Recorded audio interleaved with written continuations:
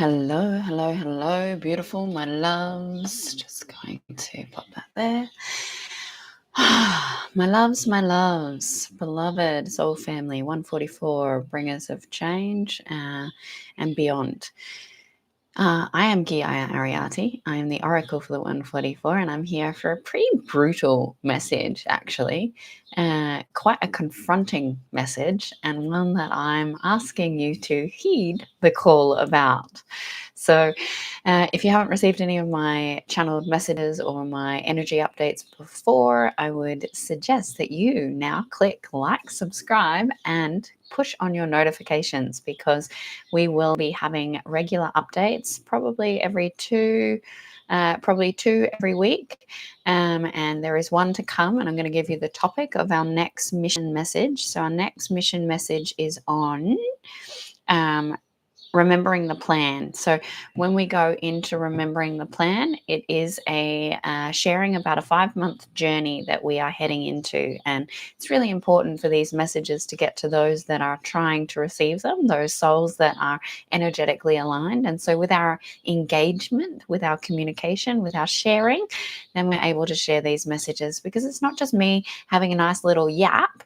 It's me sharing a lot of frequency, a lot of coding, a lot of geometry, everything that you don't see. You might feel in tingles, your head might get lightheaded, you might feel spacey, you might have a big ripple effect of an awakening feeling after any of my transmissions. Things just slot into place, make sense. That is the role that I play. It's to be the remembrance of who you truly are, so you can live in alignment with your soul. So without further ado, we have a pretty blunt message, and it's one that I've been very kindly sharing with some people in my direct field for quite some time. And the message from God now is getting very aggressive. There is a level of being in a point of you're not listening, kind of like a parent, right? A parent where their child is continually doing something that they've been said, no, this isn't safe. No, you can't do this. No, this is why we don't do this, and explains and communicates and discusses and shares. And that child just refuses and just is like, nah, fuck yeah, I'm doing what I want, right? So that's what the 144, there's a lot of you doing this to God.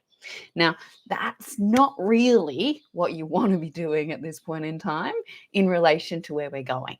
If you are in direct refusal of your intuitive guidance, if you're in direct refusal of hearing people like myself that are messengers of God, and you're like, nah, not listening, fighting against it, victimized in a point of, I know that you said this, but this is what I'm experiencing. I know that I'm meant to go here, but you don't understand what my life is, or whatever the story is. If you're in story, if you're in narrative and you're really not hearing, then you're effectively doing this to God. I like that I get to do things like that occasionally, right? It's like I make the most of it when it happens. So if you're jumping on, make sure you are commenting where you're watching from, how long you've been following me. Are you new in the field? Have you just found my mission messages? Have you just come into the vortex of the 144? Have you just remembered? Are you going through your first stage of awakening? Have you been on this journey with me and received some of the strong remembrances, libraries, and different templates? Share a little bit about that. So basically, there is a loud choice point, very loud, and it's quite a confronting choice point. And it's not come out of nowhere, right? So the choice point for the 144 in this is, you're not listening. We've given you this point. We've given you this point. We've given you this point. We've given you this point. We've given you this opportunity. And I'm talking for the last 7 months, right? God is very generous. Come on, little souls. It's okay. I know you can't remember how to hear me. That is a 7-month period of, are you gonna listen? Are you listening? Now, when you get to a point where it is loud and there's aggression and there's a reverberation in the field of intensity, and you get to a choice point like this, you want to, from someone who knows, my invitation is please make sure you listen. Because I can tell you right now, the opposing option of finding all of the areas in your life where you decided not to listen and to be defiant little angel or a defiant pillar is that you will create some fucking turmoil. Like, it will be absolutely catastrophic. And it is not something that you want to live out. You do not want to walk that path, I can tell you right now, because it also adds longevity to your soul's purpose and to your soul's path. It is the constant message I go into sharing with my initiates, with my clients, with those that work with me directly is if you get offered a pathway and you're too scared or you're too rebellious or you're too um, uh, attached to your own ego, you're attached to your own wounding, you're attached to your own story, then that opportunity to go in ease and grace, that opportunity for the lightness of creation to line up to what you want, it gets taken away from you. That's kind of the consequence because you created it that way. You created it in that format of, I was given the path of ease and grace, but I didn't want to do it. I didn't want to do it. I didn't want to do it. I didn't want to do it. Now, the example that's coming to my mind of one of these that I experienced myself was for a 3-year period. I knew that I had to step away from my children to heal myself, to regulate my nervous system, to remember my path, to go through an awakening, and to move through a point of being able to be here and communicate. I knew 3 years prior to that point that I needed to do that. I didn't listen. I manipulated the situation by, oh, if I have a partner, I'll be strong enough. Oh, if I get this job, if I move to this location, if I do this, I'll be able to be a mum and do all of these things. And I maneuvered things inside out, upside down, as much as I could until God gave me no other option. It was given to me in a way where I had no other choice. I had child alienation happen. My children were taken off me for periods of time during this 3 years. I ended up having a mental breakdown and a seizure in front of one of my kids, right? I was put in the situation of being at a point where if you don't do this, you're destroying this reality, not just for you, but for everyone in your direct experience. You're hurting your children, you're hurting their fathers, you're hurting through the ripple effect, right? You're not listening, Geeia. You cannot do this because you literally, as one woman, cannot, now I know this in hindsight, heal yourself as well as remember your purpose, as well as look after 4 young children, as well as make enough money to survive in this human reality, because you don't have the support, you don't have a physical body that can cope with it, you don't have the mental capacity. And that was the truth. The truth was I had to do that. It was also fated, and it was a part of the soul journey of everyone else in my field that had to also receive that experience. So it wasn't until I was forced that I listened. So 3 years and I was forced, and that was devastating, right? It was a devastating way to do it. My children, the way that they were separated, I got yelled at over my daughter's head was, if you fucking leave, you're never seeing your children again, right?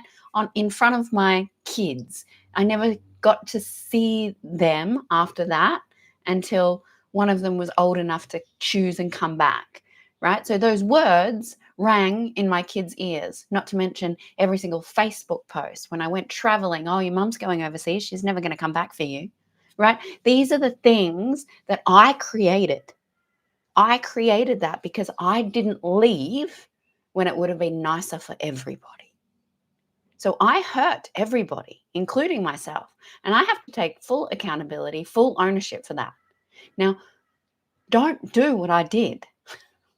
You have an option. I'm telling you, I'm speaking in the aggression through how God is telling me so that you wake the fuck up. God will speak to you how you will listen. Over and over and over and over. God is not love and light. God is all things, the entire creation space. If you have to journey to the depths of hell to remember yourself, to heal, to transform, that's exactly where you will go. You will go right down to the depths of hell and you will be destroyed layer by layer by layer, cell by cell by cell, until you awaken and remember why you had to go there in the first place. But it's your creation. So in this awareness, what is it that keeps coming up that you keep doing? Another awareness around this is, and I can use this example, is my daughter.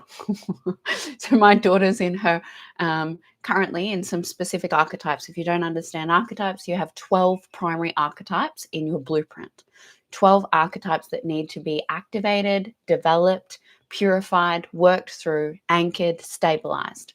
Now, these archetypes they work through at different times. You might sit primarily in one as the focus point, but because we are three-dimensional, we have 1, 2, and 3, right? So you'll be working through 3 of your archetypes all of the time, developing, clearing, cultivating, anchoring, merging, all of the different angles. Now, my daughter's in her primary one is her rebel archetype. And that archetype, along with her prostitute energy and her victim, are playing out, which is not a fun time, especially not for a parent, right? But she's been in this phase with all of you, other and me, 144, and I had the same message 2 weeks ago when my partner's like, Geeia, you're not listening.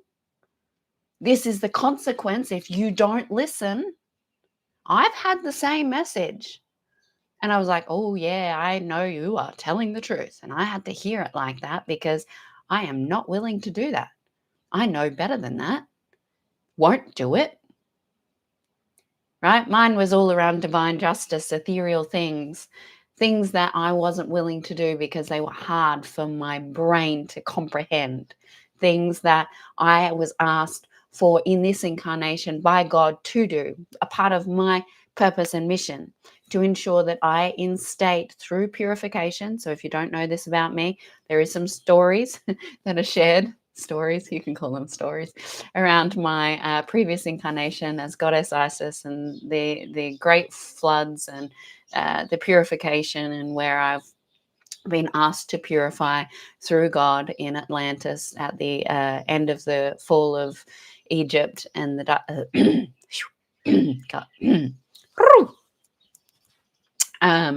so my history in connection to the waters, and currently the waters that are asking to purify certain lands, right? So I didn't want to do that. I didn't want to come to a conceptual idea that possibly I wasn't here to save the world. Possibly I was here to purify it. And purification means certain things that I didn't want to do. I wasn't listening. That, for me, getting to a point of, okay, I will listen, whatever the purification is that is required. I take that in the love and grace that I have come to this point, that I work only with God, and that I will work in the highest good of sovereignty, free will, and all beings, all life. I will honor life on this planet in universal law through God's law, right? Now, that meant that the just over 2 years previous to that, where I've been purifying, where I've been seeing the prophetic visions, I wrote a map. Now, so many of you keep asking me about the map of the new earth, what land sinks, what land rises, what land is there. I know the map because I'm a part of the reason that map exists, because I have a direct impact of exactly where floods and exactly where rises. I know that map because I came here to be a part of creating that purification process. That's not something that most people want to say publicly. I don't want to express that here. This is the stuff that gets you locked up. This is the stuff that makes you sound unwell. This is the things that um, don't sound godly to a conditioned mind that doesn't understand or has experienced what true God presence is. So, yeah, I wanted to fight against God. Fuck you. No, I'm not doing that. I am not going to create deluges. I am not going to purify waters. I am not going to damage or destroy life. Yeah, not from that lens, of course. That absolutely isn't my heart's truth, but I did come here to reinstate sovereignty. I did come here to fulfill my mission. So I've heard it too, right? And I had very, very shitty consequences if I didn't follow. So what are you not listening to? Because it's been here for a long time. It's not the first time. And when we get to a choice point where there's this much energy behind it, right? When there's this much intensity, what happens when you don't do it? Where does all this intensity and aggression go? It goes into whatever you've decided to choose. So you can aggressively move forward on your purpose. You can aggressively transform your mind. You can aggressively enlighten yourself. You can aggressively awaken to a greater sense of self, but you can also aggressively descend. You can aggressively move through psychic attack. You can aggressively hurt yourself in the physical. You can aggressively destroy your relationship. You can aggressively use it however you like, right? You can use it however you like. But the energy is aggressive. And the choice is here. And you are sovereign. So if you want to move with this energy in a way that is supportive for your being, then heed the call, listen, look at what has been presenting itself. I have to have a nice human conversation with my daughter to represent this to her as well. You know, she's walking the path of the rebel, the outlaw. She is put herself in some shitty situations. And this is what I'm telling you. So you got some concept on the human realm. She was violently attacked. She was bashed. She had some very extreme head traumas, punched, kicked, stomped on. Ended up in the emergency where I received a call from the police department. I've had to go into different police departments. She's also ended up on the wrong side of the law as well for distributing underage or what you might call explicit content that is of her and of others. I think they share it as sharing nudes in this time, as well as be an affiliate because she chose to date a specific boy that is on the wrong side of the roads, the tracks, and got herself as a, what do you call it? Like an organizer of an assault, right? So she's walking a pretty, and then she goes and puts herself in a situation where she is being asked today by God, based on her choices last night, you choose to align yourself to New Earth consciousness. You choose to make some healthy choices. You choose to walk forward in alignment, or this is the consequence. Now, that's aggressive energy. It's very loud. I don't particularly like being the messenger of aggression because I have been in so many layers of purification. But that is the consequences. You start hanging out, start hanging out with someone that is not going to bring your light out. Start hanging out, then you end up with their friends. Then you end up dating a specific boy. Then you end up in hospital. You're still choosing different people. Now you're starting to bring drugs into the situation, right? That is the ripple effect. There will be a point. Now, I know the situation. I'm also an oracle and I also know her blueprint, but I have to let her have sovereign free will and choice, no matter how much I am her mum. That she gets gifted an opportunity and then she has to choose.